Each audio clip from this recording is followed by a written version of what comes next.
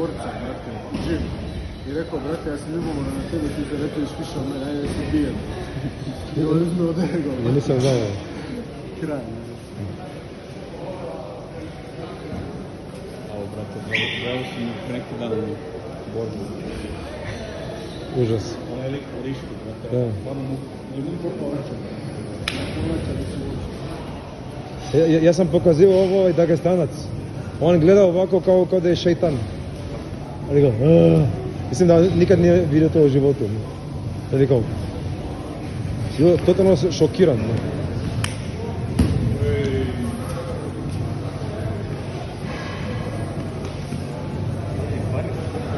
Ništa ono tehnički, samo je prejak, vidi se da je prejak. Ništa nije tehnički, samo je kao wow, to je razlog. Firman je. Ko? Hello, Firman. Jesi vidio kako je svoju, brate, treće mjesto Marci? Zato što je moj Panagan povrijedio protiv neki borbu. Zamislite? Martin je izgubio Dagestanca, brate.